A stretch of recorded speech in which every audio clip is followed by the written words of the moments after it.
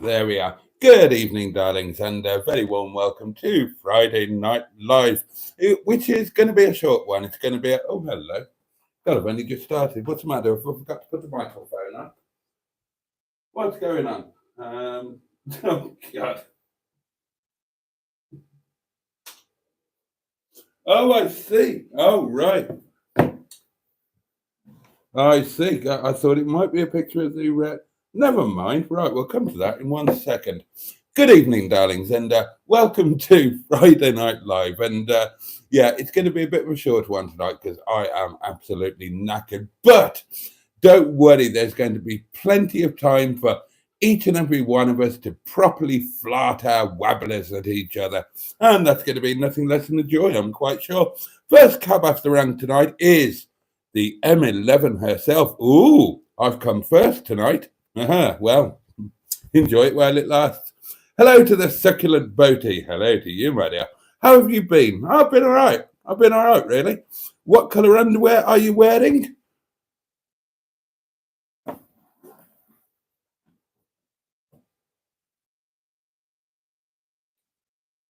Ooh.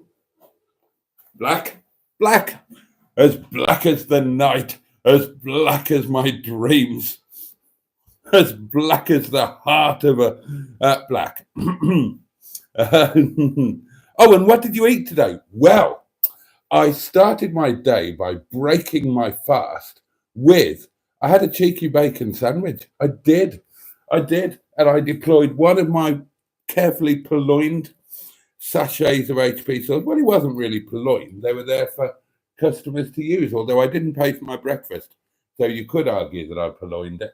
But, you know, I'll when I go to confession, I'll sort that out directly with God himself, I expect. Yes, I had a cheeky bacon sandwich. That was lovely. That was a really nice treat. And then for lunch, I had noodles, chicken noodles with chili and onion and scallions and wonderful things. And that was absolutely superb. I enjoyed that very much. And I watched a video. I found a new YouTube channel today. I've got a bit of a headache. Oh dear. A Chinese cooking channel that looks quite good. And as you know, since Chinese Madam came along, I've been doing quite a bit of Chinese cooking. But these guys, it's a chap and his mother, and they've run takeaways and restaurants and whatnot. But he's got kind of a different take on it. I found it most interesting. And I just watched an episode this afternoon where they made chow mein. And I learned things from that video that I haven't learned from any other recipe or video showing chow mein. Now, I cook chow mein quite a lot, and this was done very differently to how I do it. I do it along the lines of what I understood to be a classic chow mein recipe. These guys, there were some important differences and some things that I really didn't understand. Like, for example, I mean, they didn't use oyster sauce. They literally only used light and dark soy. But some of the things that I learned was don't ask the noodles about too much. Now, I'm a bugger for briskly stir frying a noodle. So mistakes that I've learned that I'm making. One is that I probably don't rinse the noodles sufficiently in cold water after cooking them, and I don't allow them to totally dry. So that's two mistakes right there. And the other thing is when you're actually cooking the noodles, don't move them about. Don't move them about so much. Let them rest. Apparently, to get the correct taste that you're used to, you have to allow them to caramelize. to burn slightly. So you need to leave them where they are so that the oil infuses up and through them, and they caramelize, and there are loads of other things I picked up in this video. So I'm looking forward to cooking chow mein sometime soon. Right, I'm back on the cheap stuff, darlings. Was bound to happen sometime, wasn't it? The offer finished, the stock ran out. Let's see if this is quite as bad as I remember. It's not fully as cold as I would like it to be either.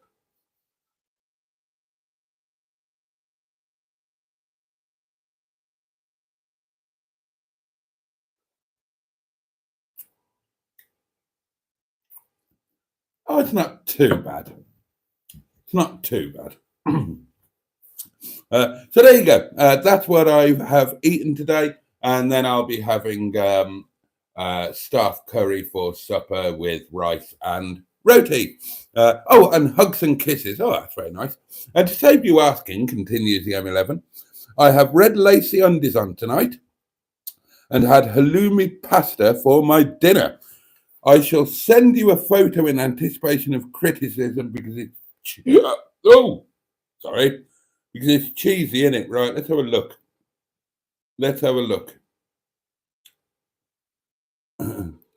Halloumi pasta. Well, there's not much pasta. I mean, mostly cucumber. There's more cucumber than anything else. I mean, that's a whole cucumber, pretty much. Diced up. Bit of pasta there. Looks like some fresh tomato. What's the green shit? Spinach? It actually looks very attractive and very nicely seasoned, I must say. And pretty nicely presented, actually. Yeah, that looks very nice. Very nice indeed. Well done, you. Happy birthday to me, says Name Me -1, but I'm an old fart, so I'm already in bed. See you in the rerun tomorrow. Okay, see you tomorrow. Happy birthday for yesterday when you're watching this tomorrow, which you will understand as being today, because I'm saying this yesterday. That makes sense, doesn't it? Name Me -1, but happy birthday. And thank you for celebrating said birthday with me and the team in the restaurant. Glad you had a fabulous night. Fajitas and curly fries for tea, says Buddy Scrotter. I got up late, so I haven't done a lot today. And hi, Boaty, and hi, chat. Jimmy Quinn is here. Good evening, Boaty. And all Peter P is here and says good evening.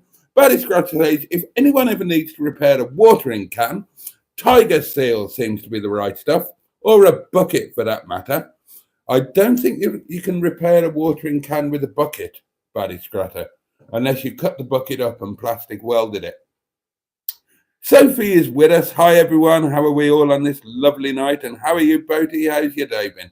I'm fine, and it's not been too bad, Soph. How has yours been?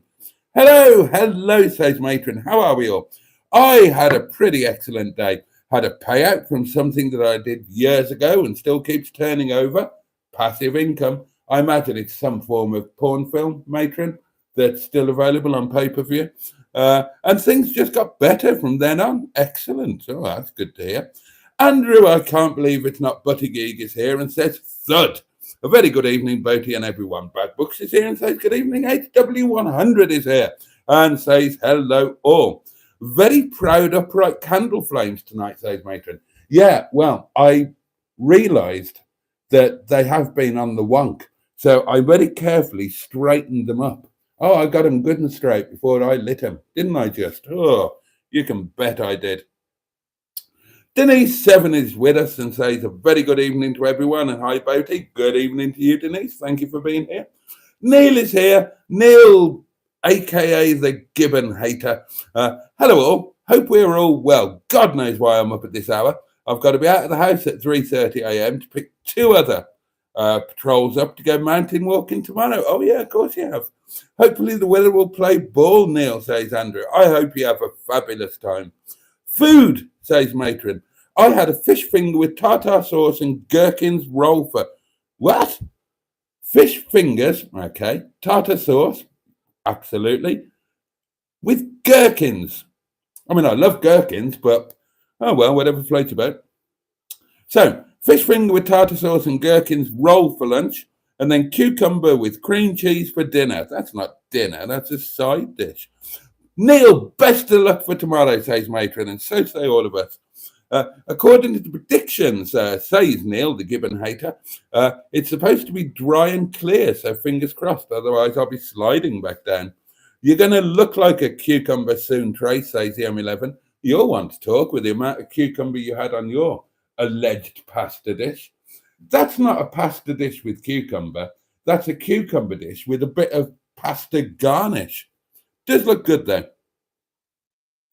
I'll fire some photos into the group when I've got to the top, says Neil. Oh, yeah, please do. Don't fall off, Neil, says Andrew. Oh, God. Oh, Neil's on form. Don't worry, Andrew, says Neil. Unlike Mr. Boaty, I can stay on top of things. Good chap, says Andrew. Yeah, well done, Neil. That have a Boaty point. That was an excellent bit of beasting there. Top marks. Full credit.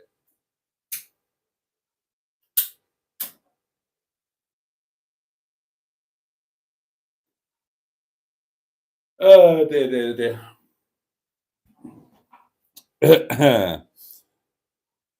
And Neil goes on. Yeah, side shuffling ram off Snowdonia doesn't sound fun. Hello, Mustard's here. Hello, goats, says Mustard. How was your live, my dear chap? Unfortunately, I didn't get a chance to watch any of it. But I'm sure it was splendid and everybody loved it.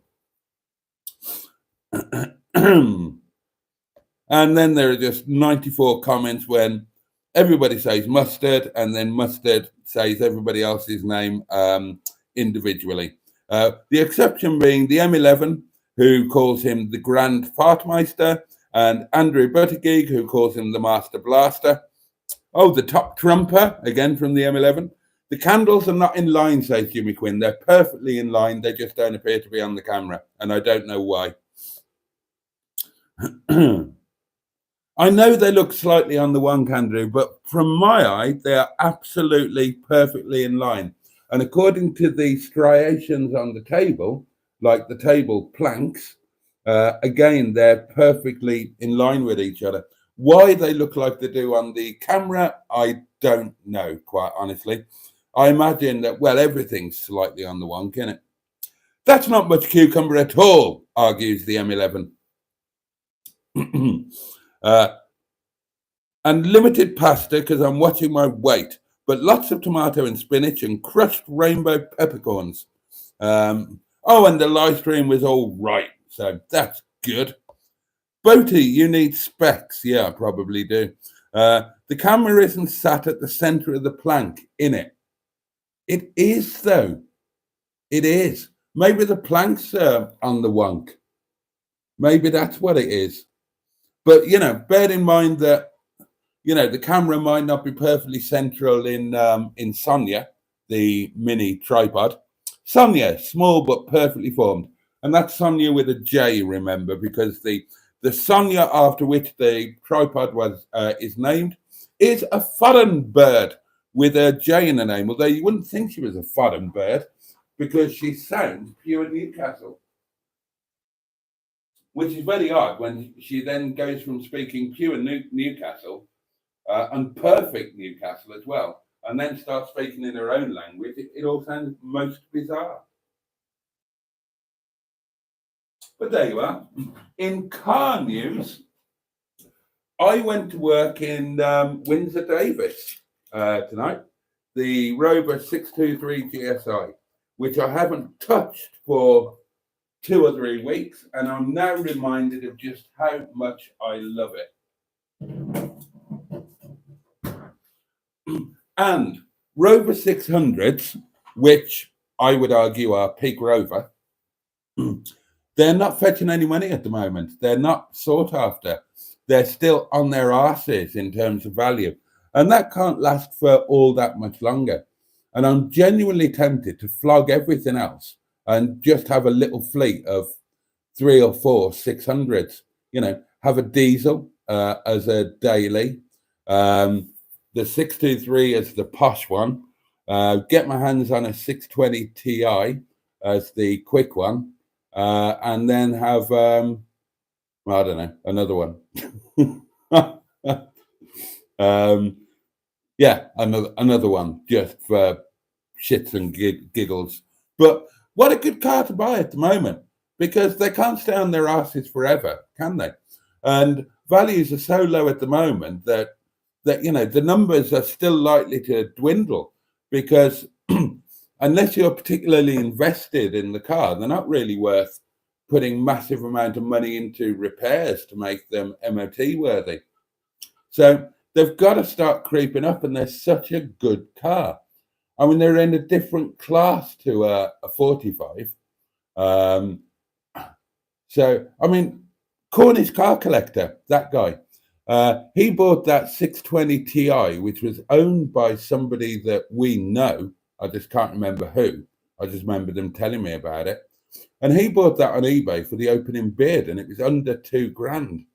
That's a hell of a lot of car for under $2,000, isn't it? And that's like peak most desirable 600. I suppose the next on the list would be Windsor Davis out there, the 623 GSI. I think the manuals are rarer than the auto, but the autos are a better driving car. So I think that would be my tip for a car to buy now and sit on for a while, because you can buy them for nothing. Look at Simon Andrews. He bought that beautiful white, whatever it was, SI or SLI, for 400 quid. 400 quid. Absolutely ridiculous. So get out and buy one now. It's a fabulous thing to own. You'll enjoy it, and it's got to go up in value. I mean, they're full classic status. You'll insure it for nothing. Tax can be a bit heavy, admittedly.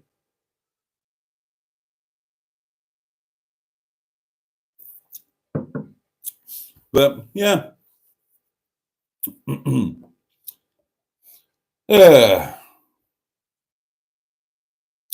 The camera angle plays with the perspective, says Andrew. Note the phone might be central, but the lens isn't, says Matron.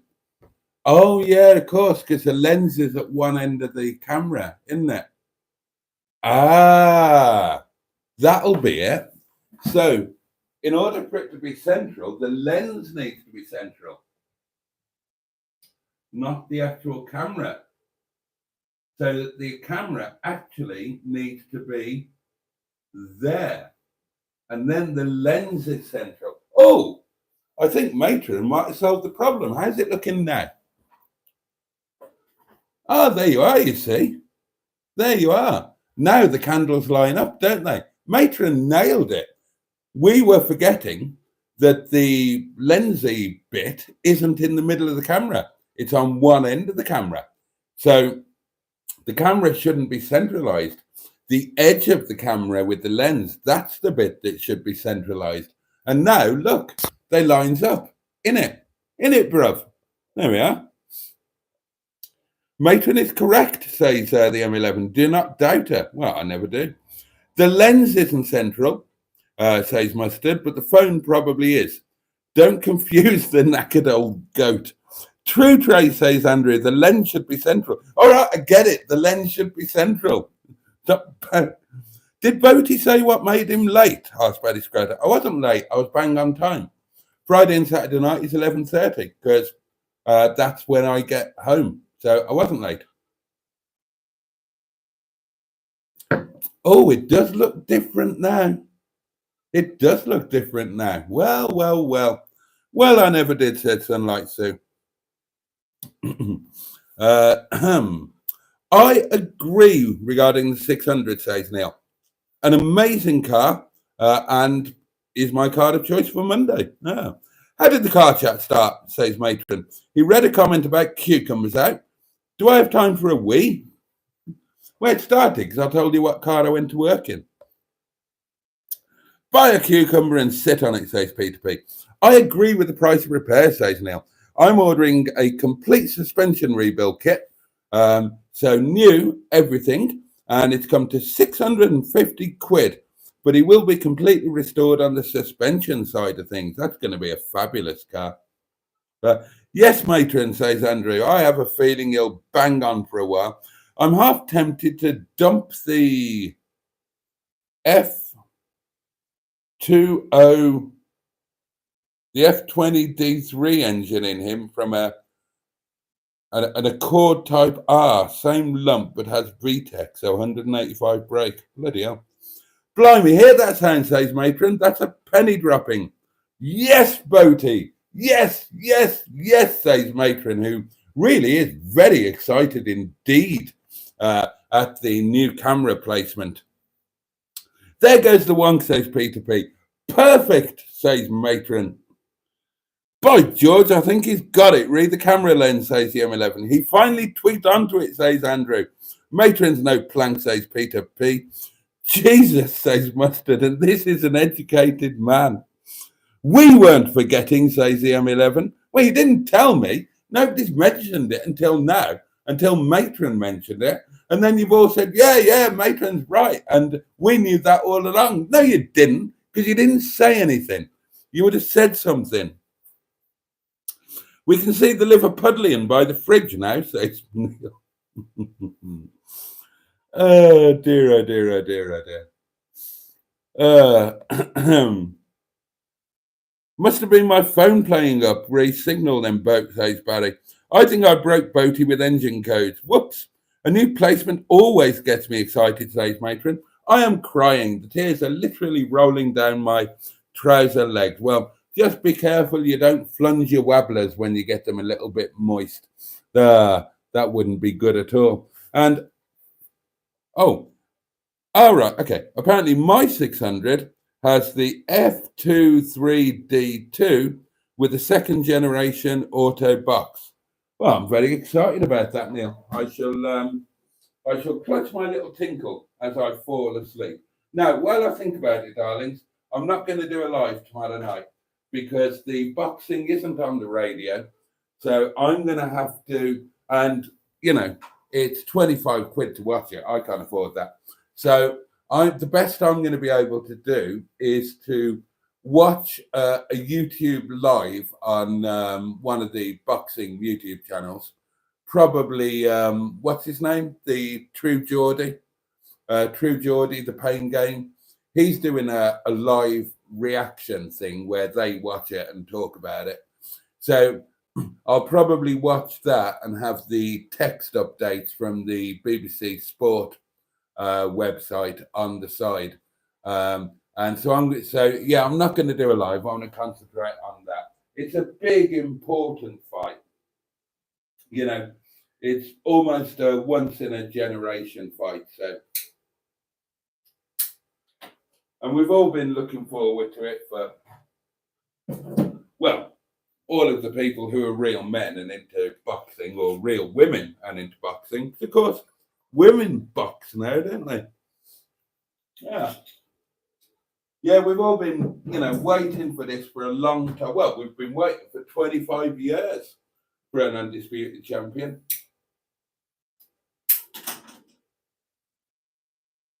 And that's something to think about. Lennox Lewis has held the undisputed belt for 25 years. And there's a chance that tomorrow he might have to give it up. But everybody in the media has been saying, yep, tomorrow one of them is going to lose their undefeated record and one of them is going to be crowned the undisputed champion. Not necessarily, darlings. Not necessarily. If I had to bet money on tomorrow's result, my bet would be a draw, because I'm pretty certain that unless there's a knockout or a TKO, then whatever happens, I reckon the result is going to be a draw, because that would be the best result for the money makers in terms of the rematch. So I've just got a nasty feeling that it's going to be a draw. And I think it'll be manipulated into a draw. If Fury is, in theory, ahead on points, we all know that Fury is a dirty fighter. And I'm damn sure that his game plan involves fighting dirty tomorrow. So there will be point deductions, all of that sort of thing. My money would heavily be on a draw.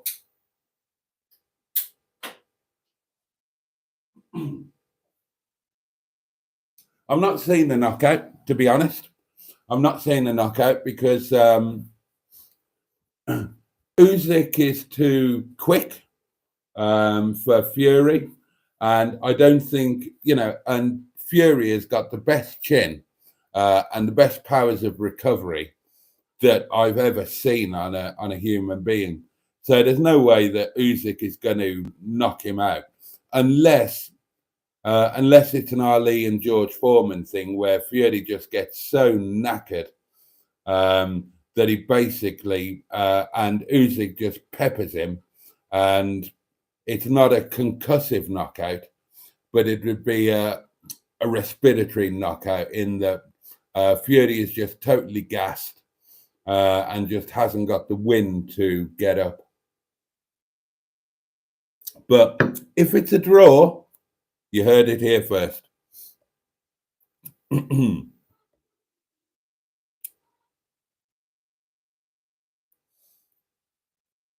Right. Oh, the bet still stands, boy, says Neil. Right, okay.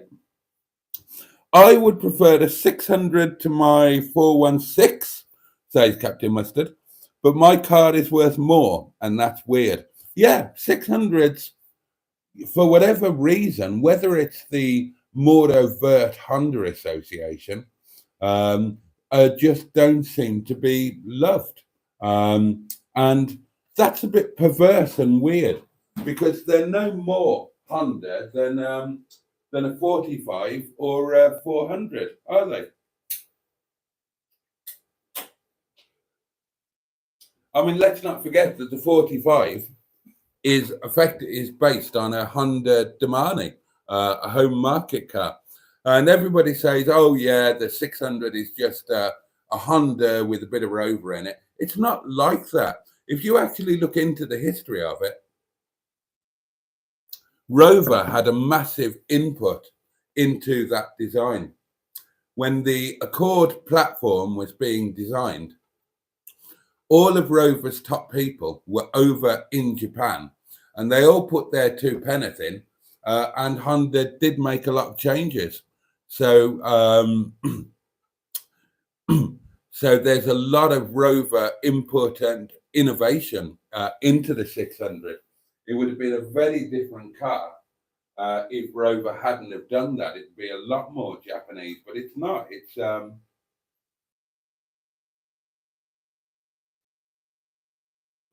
It's a true hybrid, and it's a proper Rover, and it's just a better car. So, yeah, other Rovers are worth more. So that just means stick your money into a 600, or have 2 600s instead of one Toby Charles or whatever. They're going to go up. They've got to. They can't stay on their arse for ever and ever and ever. They're too rare, or they're becoming too rare, and they're just too good a car. And at the end of the day, a car is something that you drive. And so there's got to be, when it comes to considering, which cars you have in your collection or which car you have as your weekend car, at the end of the day, you've got to drive it. So there's got to be some argument for having the best car. And the 600 is a demonstrably better car than a 400 or a 45 or a 75 or, oh God.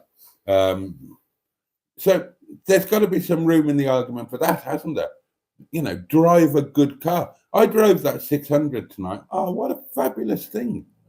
And bear in mind that I've been arsing about in Dick-a-Dum-Dum this week. Now, I love Dick-a-Dum-Dum to bits, but I mean, to go from Dick-a-Dum-Dum to Windsor Davis to 623 is like going from a Reliant Robin to a Rolls Royce. They're chalk and cheese.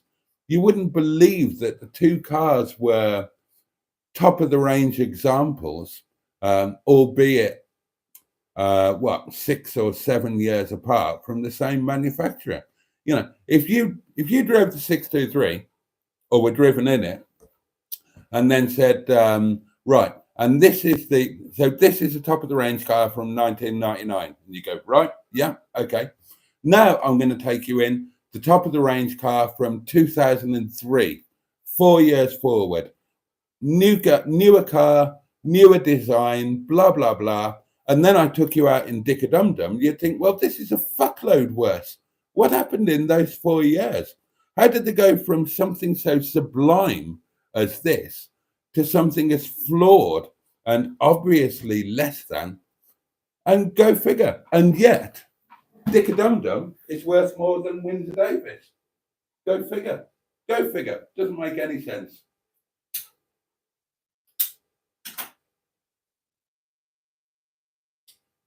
So all you classic car enthusiasts, Rover enthusiasts, or British Mark enthusiasts, get rid of whatever you've got. Get a 600. You'll get a load more car for your money. Stick a bit of money into it to make it a really nice one. You will love driving it. You'll love owning it, and it'll be a great investment. Now then.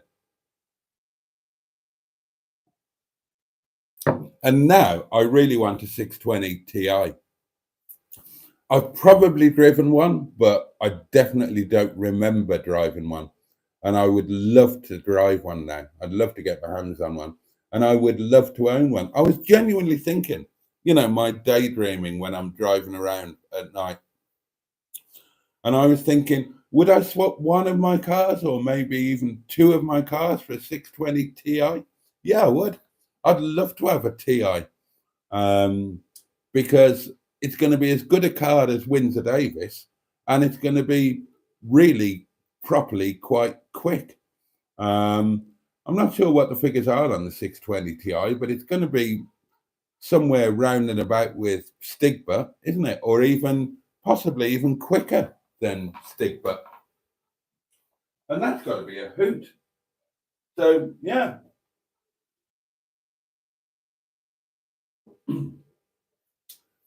Maybe that's what I should do. Maybe that would be, because I do need to thin down my cars because I'm too poor to afford to run them all. What about just having the 623 GSI, a 620 Ti, MGTF, and a daily, and just have a 4-car collection? That'd be quite a thing, wouldn't it? And even have get a 600 diesel as your daily. And maybe, you know, don't even bother with the, you know, maybe not the TF. How about that? You know, a little mini collection that wouldn't cost the earth, because, as I say, they go for nothing, and have a 620 SLDI, a 623 GSI, and a 620 Ti. What a fabulous 3 cars that would be. You'd be able to, all 3 would cost less than certainly within $5,000 for the 3. All nice things and all good investments.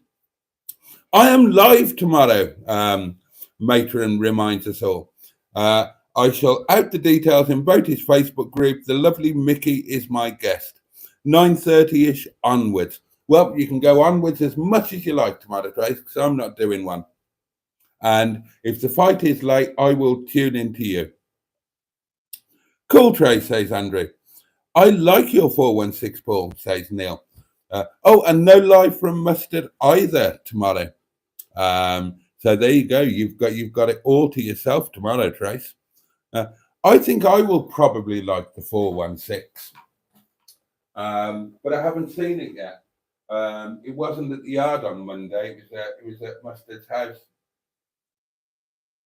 I've got a feeling I'm going to prefer it to Toby Charles.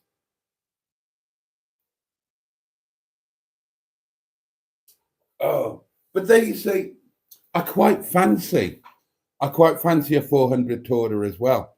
Not Toby Charles. It wouldn't be Toby Charles. I would want the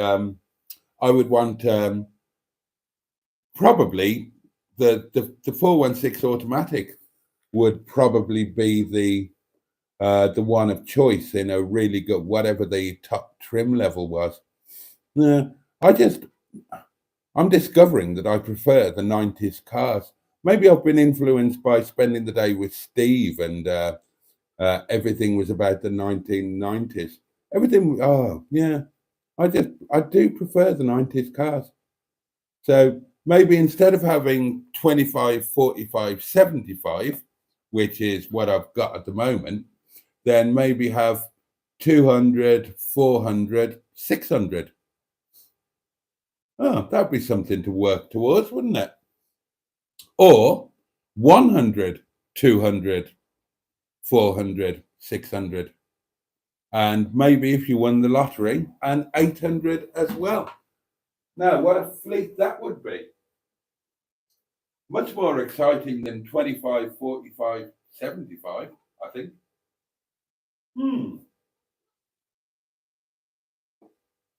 That's food for longer term thought, isn't it? Because, it's nice to dream, and it's nice to plan ahead on the basis that you might win the lottery or start getting paid more or something like that. Keep your mind active. That'd be a lovely 90s fleet. 100, 200, 400, 600, 800. Yeah. The fight I want to see is Boaty versus Allegro Man, says Dave Smith. Oil wrestling. Me versus Allegro Man. Oh, that wouldn't be fair. That wouldn't be fair.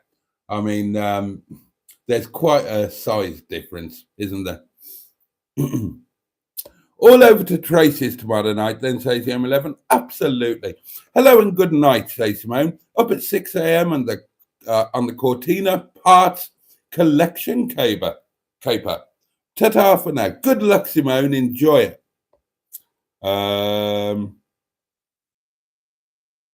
I would love to fight Boaty, says Mustard, but it would just turn into a big hug. And Matron says that's just too cute, Mustard. I can't imagine us fighting. God, can you imagine me fighting? I can't even begin to imagine it. I could never hit him. It'd be like hitting a puppy.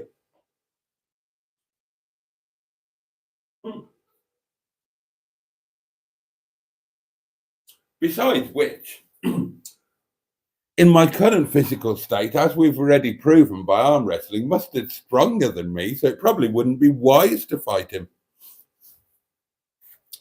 The best recovery of a human being title belongs to me, says Neil.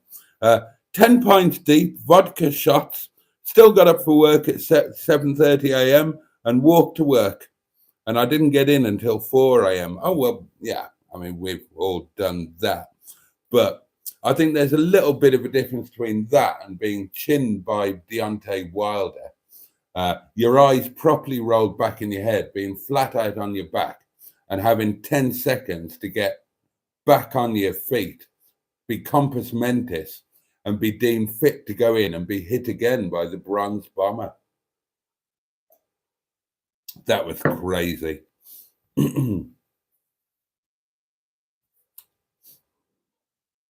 Sod it, says the M11. I'm getting naked.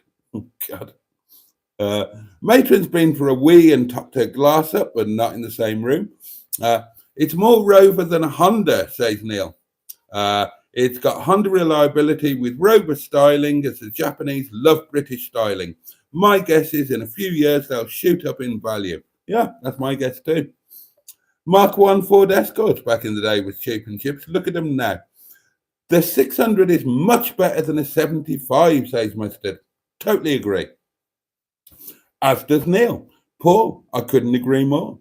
Head and shoulders above them. Don't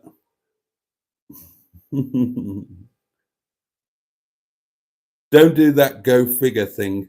I can't help it. I was living in the States when the go figure thing kind of came about, and even and I kind of embraced it. Go figure. There were a few Americanisms that I didn't mind. But still, my favorite thing about all my time in the States, because I was kind of there for the, I was kind of in the States for the end of the have a nice day now thing. And I loved that because my reply was always, oh, I'm so sorry. I've made other plans. And just seeing the look of perplexion and, you know, they didn't get it. They didn't get it. Have a nice day now. I much prefer the French way of doing it because shortly after the American have a nice day came in, the French also introduced it by altering their own words. And and I loved that because that worked really well. The French do so many things better. So the French equivalent of have a nice day was they changed bonjour, bonsoir, they changed to bonne journée and bonne soirée. And I loved that. I totally got on board with that. I loved hearing it and I loved saying it because it effectively just turned good day as a greeting. But then, as well as using it as a greeting, because you all know bonjour. Bonjour literally means good day. It's traditional French greeting during daytime. Bonsoir is what you say in the evening, and that's literally good evening. And then you've got bonne nuit, which is literally good night. And they changed it and they adapted it so that as well as being the intro, it became the outro. So you would greet somebody with bonjour, but then you suddenly got an outro as well by saying bonne journée. And that translates it into effectively have a good day, and bonne soirée, have a good evening. And I just loved that. I thought it was the perfect top and tail, a beautiful, typically French way of doing it. I love everything, almost everything about France and everything about the French. France gives you everything that you could possibly need. You've got amazing beaches. You've got mountains. You can ski. So that's 2 boxes ticked immediately. Oh, God. I've got burps and hiccups. Jesus Christ.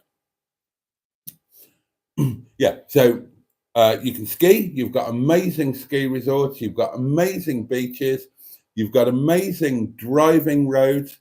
You've got amazing food. You've got sensational wine. You've got beautiful women. You've got culture. You've got history. What more do you need from a country? And best of all, you are never more, and this is a fact, in France, wherever you are never more than 3 feet from an ashtray. And to me, that's just that is just the perfect country. It's the perfect holiday destination. It's the perfect place to live. And then on top of that, you've got the way of driving, which is, the only place that you could drive better than you can drive in France is Italy. The French have just got a better attitude towards everything. They understand things like drink driving. You would not believe how drunk you've got to be in France to lose your license.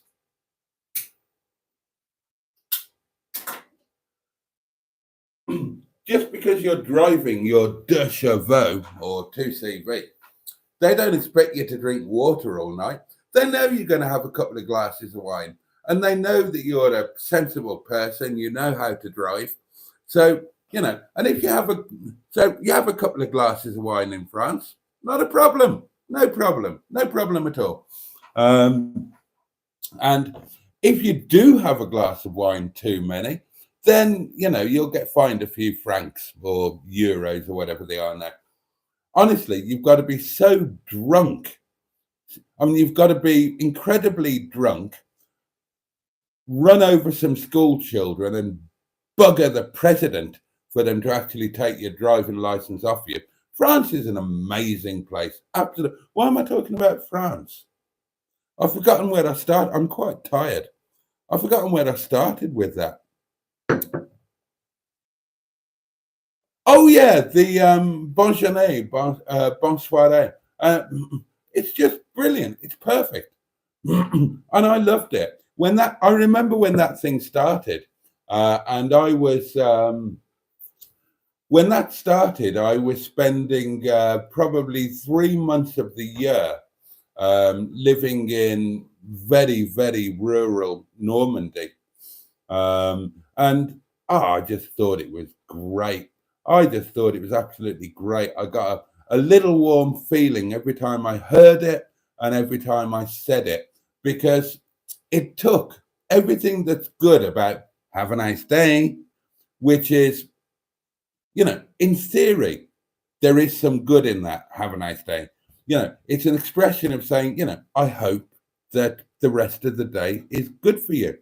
But in American and uttered automatically and without feeling, it always sounded wrong. And it was just like, it's just like, do you want fries with that? Have a nice day. And it never had any real meaning. Whereas somehow in French, it always sounded genuine and bonne journée.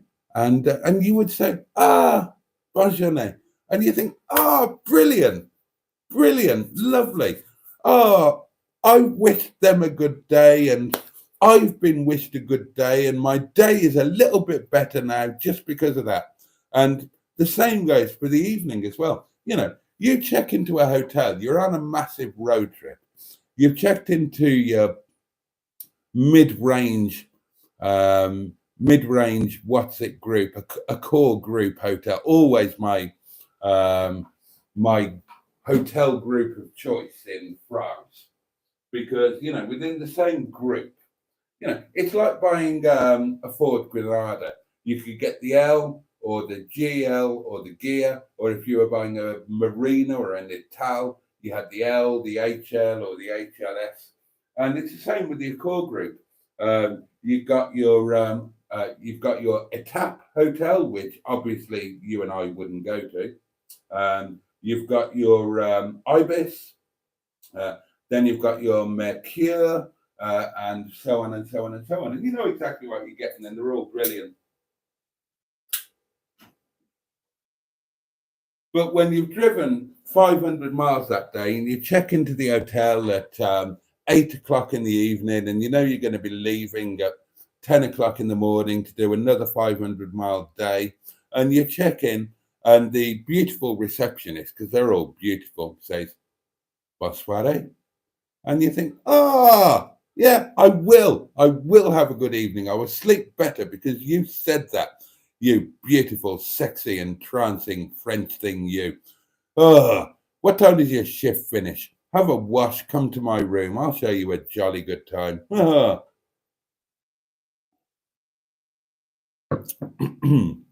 then, Rover was always the working man's Rolls Royce, says Neil. My granddad always said that my dad had 4 lovers and, 4 rovers, sorry. Not 4 lovers. Oh dear. And that's partly the reason I'm into them, that and my first job being at a Rover dealership. More than Stiggy, says Neil, 200 brake, give or take. Turn the turbo up and a decent induction kit and it will do 220 brake easy. The TI is quicker than the 190, but a lot slower than the 420/220 GSI turbos. Oh, I'd forgotten about them. I remember being taken in a 220 Tomcat that was heavily modded, put the fear of God into me. They were a 150-mile-an-hour car, weren't they? The Tomcat Turbo. They were a properly quick car. But I do really want a 600 Ti now.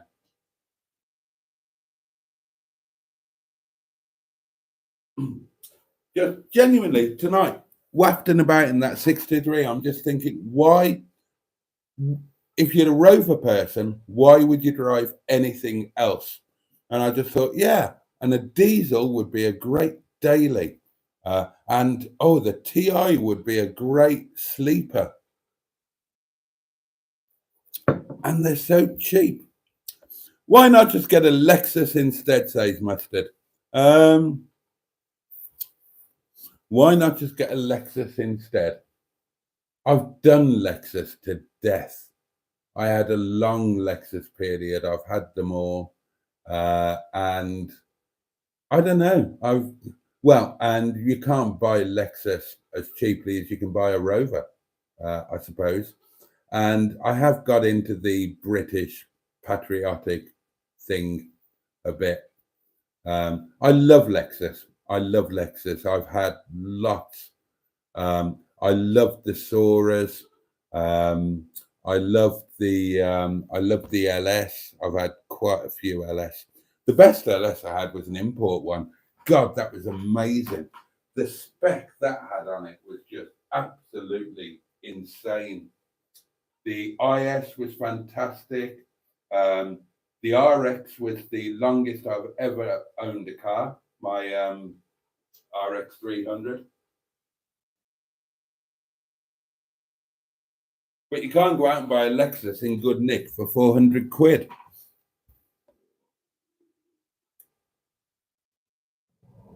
You can get an older Lexus RX 350 cheapish now, says Neil, and you won't have to pay Lexus money to fix it.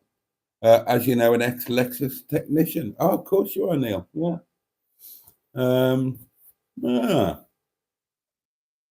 Boaty, just a question as I don't know, says Denise.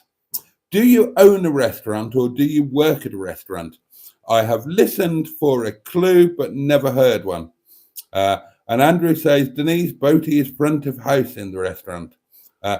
Right, yeah, to explain, I work with the Nepalese community, and I certainly don't own the restaurant. I have business interests with the people that will be developing over this year, but they don't include the restaurants. I manage, we have 2 restaurants currently. We're looking to open a 3rd this year. And I look after certain aspects. I look after front of house in the restaurant where I am based. I look after all of the legal, financial, admin aspects for both restaurants and other businesses.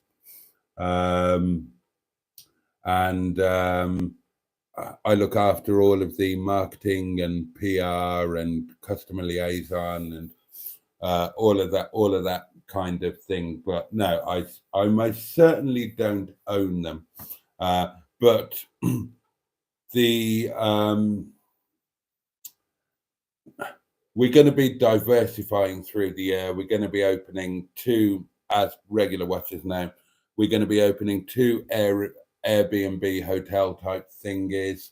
We're looking at buying holiday homes at the coast, and those are all going to be my personal projects. So I will be overseeing and day-to-day running all of those. I don't really like France as a concept, says Ken Bemp. What's not to like? What's not to like? I don't get that. The concept of France. If I had a choice with money, says John Studley, money no object, any Rover, it would be like my old Rover 827 Sterling. Comfort, lots of grunt, but the downside is it does drink lots of fuel. In France, you get to carry your own breathalyzers, and the police are a bad word, says Jimmy Quinn. The gendarmerie are okay. You just have to accept that they wear very tightly fitting trousers and they'll try and sleep with your girlfriend.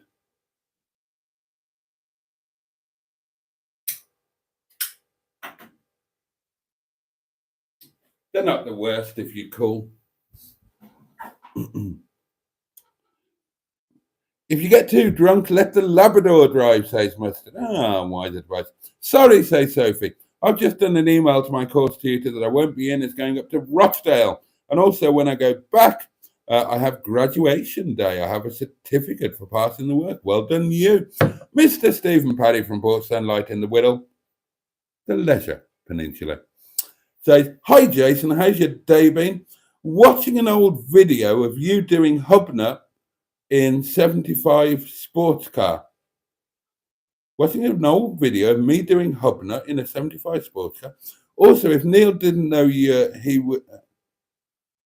Hey, what?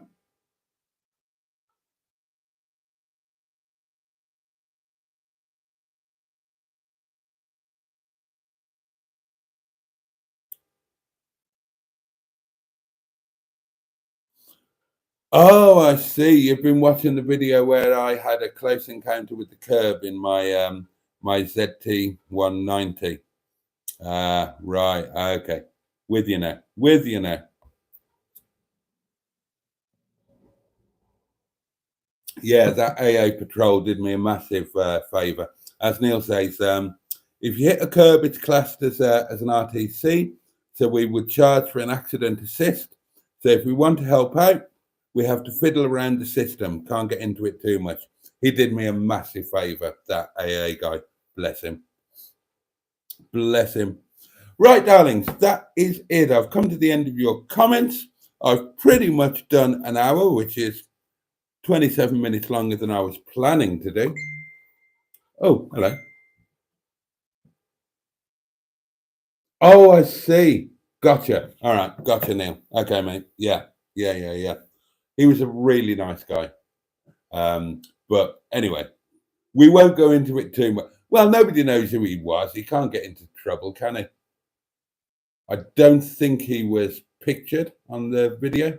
Pretty sure he wasn't. It was a live stream anyway, wasn't it? So there we are. There we are. Okay, darling, that is it. So I'm feeling a lot better now than when I started it. That's the effect you people have on me.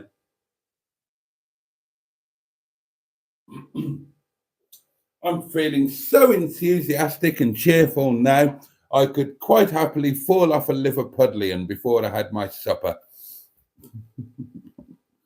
Oh, cheerio, Jimmy. So that's it for tonight. I will see you on Sunday night. Remember, no live from me tomorrow. No live from Mustard tomorrow. But Matron is doing a live. Now, you'll have to go on to Twitch, which is a bit scary, I know, but don't be scared. It'll be okay. You'll cope with it. And she'll put all of the details in the old Facebook group, which I'm sure you're all members of. It's Boaty's World on Facebook. Why would you not be part of it? It's great fun sometimes.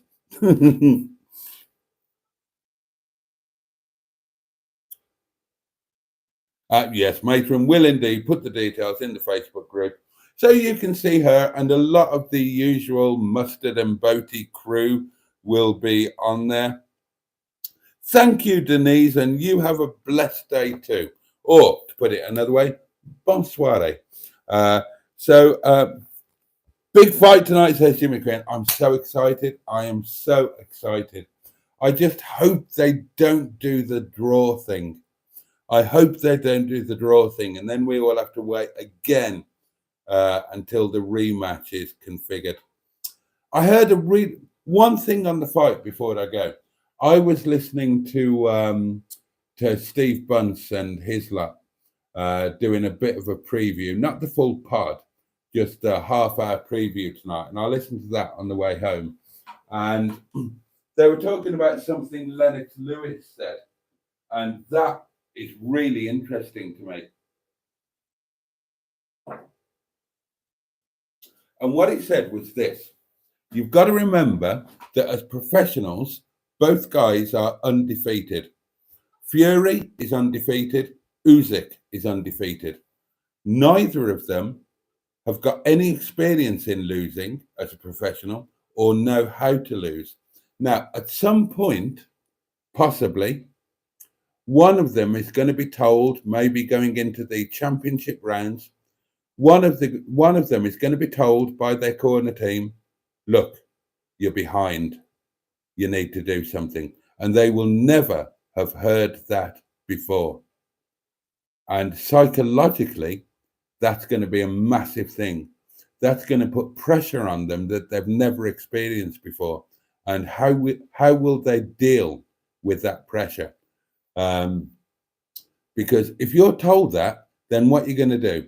Are you going to go out and look for the knockout as your only way of winning, but therefore opening yourself up to taking a potential knockout shot when you're already behind on points? I just thought that was a really interesting insight, and it's going to be fascinating to see how it goes. On that note, I hope you all have a fantastic weekend, says Andrew. Thank you, same to you. Boaty, do you fancy doubling your money on the bet and me and you have a boxing match in the yard with Mustard as ref? Fuck that. I'm not fighting you. I'm old enough to be your grandfather. No way. When we were the same age, yes. Oh, yeah. Oh, yeah. But now, behave, I'm an old man. When I was your age, absolutely. When I was your age, I never turned down a punch up. That's why my hands are the way they are. And when I was your age, I was a lot stronger, a lot fitter, and bear in mind I'm taller than you and I've got much better reach. And I don't know how much boxing you've done. I know you've done the MMA stuff, but I don't know how much boxing you've done. And I did quite a lot. I would have gone in against you in the yard with Mustard as a referee. I'd have been quietly confident. Yeah. But as I say, I'm old enough to be your grandfather, and you're strong enough to literally snap me in two. So let's not go there. Let's just have a nice kebab instead. Good luck to Neil for tomorrow. Everybody wish Neil good luck. Tune into the Facebook group. He will put pictures up there hopefully from the summit of Snowdon, where everything will be clear. And the summit is all open now. I think about a week ago, the railway opened. So the Snowdon Mountain Railway is going all the way to the summit now. The summit complex is now open. So when you get to the summit, Neil, you'll be able to get something to eat and drink and a fridge magnet. And I'll just carry on as if that enormous wine burp didn't happen. Boxing with Boaty, he'll pull your pants down, says Peter P. That kind of was one of my ideas, yeah. Mr. Stephen Paddy says, I'll see you, Neil, on Monday with Sophie and Jason and the M11, Monday Night Live. Yeah, you certainly will. I can't see Tyson getting knocked out, says Jimmy Quinn. Me neither. Usyk doesn't have the power, and Fury is just his chin is too good and his recovery is too good. But if he gasses out, if Usyk is insanely fit and Fury gasses out, you never know. But of course, the big news today is that Usyk has weighed in at a career heaviest. He's 12 pounds over the weight that he's always fought at as a heavyweight. 12 pounds over, almost a stone. That's a huge amount of extra weight to have to carry about. Now, he'll have done it for a reason. He'll have done it because he knows that Fury's going to try and infight him, throw him about like a rag doll, set him up for some of Fury's trademarks, uppercuts on the inside. So he'll have bulked up to try and stop that happening when the clinches happen. But is that going to slow him down? He's carrying an extra 12 pounds around, potentially over 12 rounds. Is that going to slow him down? And Fury has come in slightly heavier than most people thought. So it's fascinating. It is fascinating. Oh dear. So they didn't have mouth guards back in your boxing days, Boaty. Look, the teeth thing is recent. The teeth only started falling out how long ago? 2 years ago? I think it was about 2 years ago they started dropping. So yeah, nothing to do with my boxing days. Up until the age of 51, I had a full complement of teeth.